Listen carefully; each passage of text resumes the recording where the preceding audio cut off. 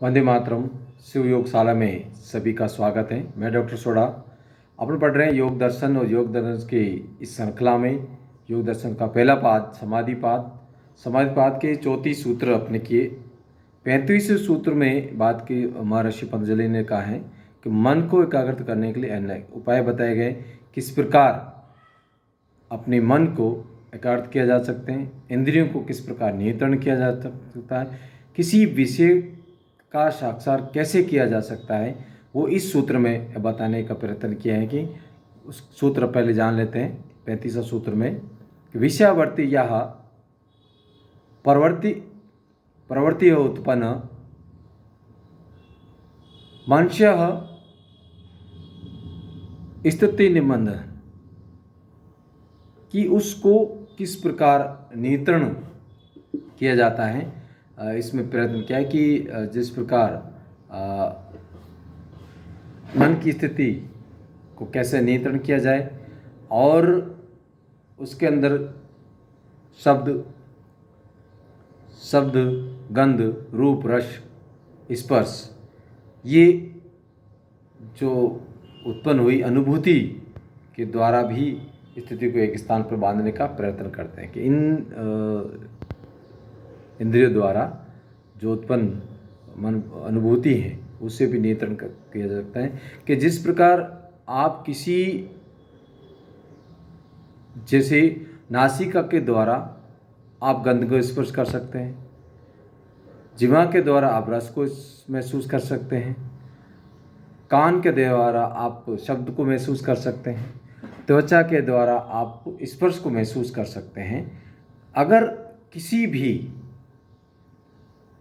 एक इंद्री पर आप स्वयं रखकर एक नियंत्रण रूप से एकाग्रता करके पूर्ण रूप से उस पर अपने मन को एकाग्रता करते हैं तो उस इंद्री को द्वारा आप एकाग्रता साक्षात कर सकते हैं। जिस प्रकार आप बार बार मानो नासिका द्वारा गंध किसी एक गंध पर धीरे धीरे एक ही गंध को स्पर्श करते हैं, सूंघ रहे तो आप पूर्ण रूप से उस इंद्रियों के माध्यम से क्या करेंगे, उस पर साक्षात कर देंगे। यानी आप दूसरी चीज़ें आपको किसी प्रकार का गंध नहीं आएगा।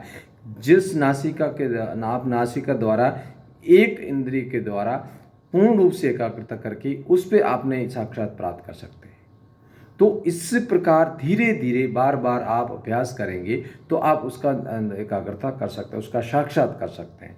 धीरे धीरे आप दूसरे इंद्रियों के द्वारा बार बार दूसरे इंद्रियों द्वारा भी सभी इंद्रियों के द्वारा से जो है नियंत्रण साक्षात कर सकते हैं। उसी प्रकार साधक अपने योग दर्शन में योग मार्ग में अगर आप ईश्वर का ध्यान धारण कर सकते हैं तो धीरे धीरे अभ्यास के साथ धारणा ध्यान समाधि की ओर आप नियंत्रण कर सकते हैं।